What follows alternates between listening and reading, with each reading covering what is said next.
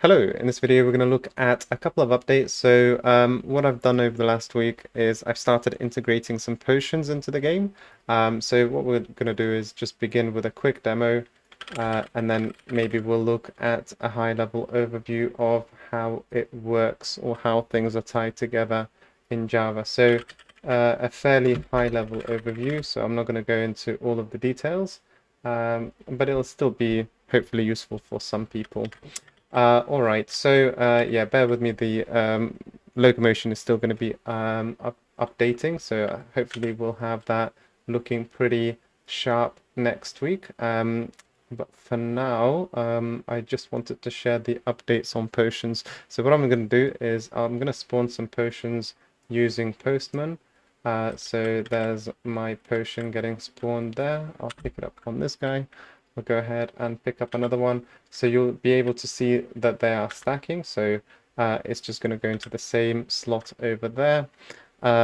So yeah, I need to update the widget to actually display the stacking information, but for now, it is what it is.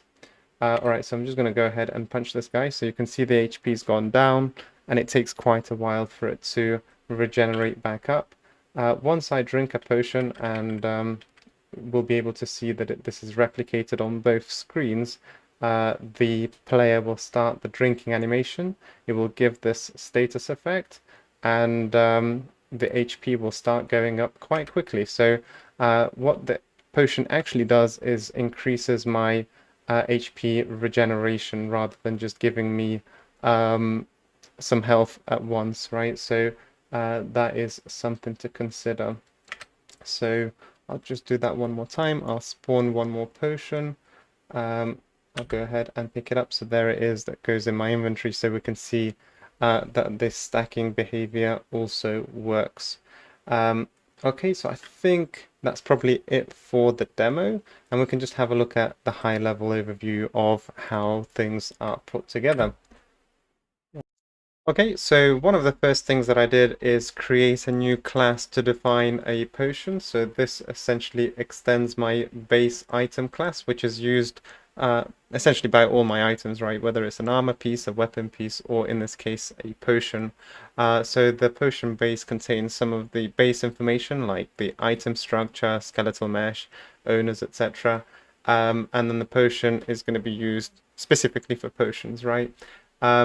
The difference between potions and some of the other items is that for the other items, I wanted to create the instances of them, but for potions, I think they'll be very repetitive, right? So that's why instead of sort of creating an instance for each one, I'm going to define this structure for potion data, which will include things like icon, Niagara to play when using it, and the skeletal mesh for a potion.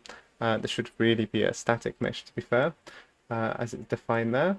And then I'm going to create this data table. So this potion data table will contain specific information around the potions. So in my case, I create potions on my Java server. So I'll just pop up the postman. And let's go to create potions. This is the kind of data that I'm expecting from Java, right? But the key part here is this item ID, and that's what this row name correlates to here. So this item name, for example, this will get pushed from the Java server, and then this is, for example, some of the item effects. In terms of the client, I'm not really processing these item effects. I'm simply displaying them. It's the Java server which actually goes ahead and processes this data. So some key things are, for example, the item ID and the category of consumable. Even this item name, this is just for the inventory display. All right, so that's how we load this additional information. So my Java server, for example, doesn't know what icon the client is going to use, and that's how I sort of add this information from here. So if I go back to potion base, I just simply created this init function which will look up the data table for potion based on the item information that I've received from the Java server. So at this point, it already knows the category, which is why it knew it needed to load this particular item. And that's how we just populate some of this additional information like the icon or Niagara and the skeletal mesh that it needs to load. Okay, so that's a little bit about the potion itself. In terms of my inventory, so the inventory works as before, and then inside my inventory I have these inventory slots. And when you, for example, double click this slot, there's actually another menu available as well, but it will still route you to this same function. We're essentially going to equip or use. So previously it was only for equip, and now I've added this basic check to essentially check, is my item a consumable? If it is, I'm going to call a separate method to my Java server to use the item instead of equipping it. So originally I was planning to have a universal one, but to be honest, it simply wasn't worth it from the Java side. This is really much quicker for me to make the decision on the client whether I need to send the use item or equip item command to my server. And again, this is going to be a WebSocket request. So this simply gets sent off to Java.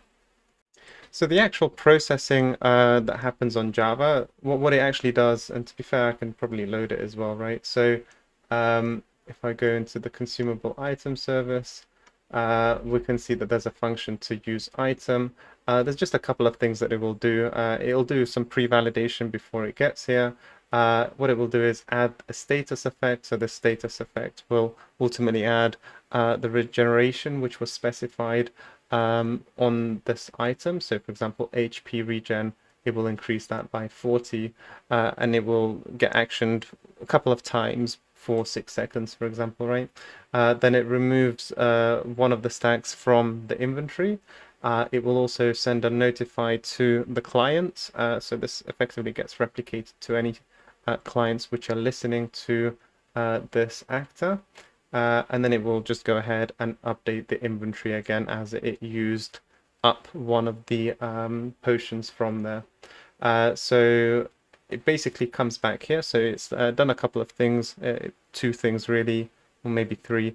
So one of them is to start the drinking animation. So for that, I just simply reused my skill replication component. So this is attached on my actors and players.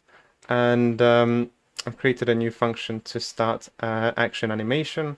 So the payload here basically contained the actor ID. So I included that in the player keys. The custom data really specified the animation to play. So I wanted to start the drinking animation, and we'll see how I got this together. And in terms of the actual message itself, it was start animation. So I didn't want to have too many of these switch on string, so that's why I'm just going to leverage the message type of start animation, and then additional data to specify which animation to play.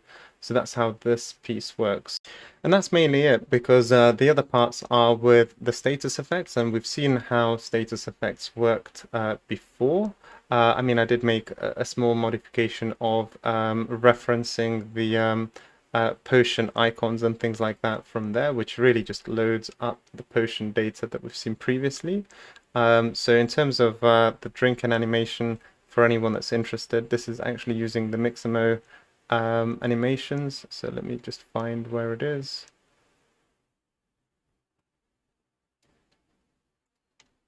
There it is.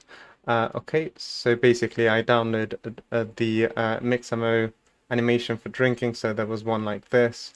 All I needed to do is trim it a little bit so that it's not as long, and then I simply quickened it as well, so it's quite slow. There's like maybe bar drinking, right? So I think I put the speed to be 3x or something when it's drinking the potion. So yeah, that's mainly it. I just wanted to give a bit of a high-level overview of how things were put together in case people are interested. All right, that's it for this one. Thanks, and see you next time. Bye-bye.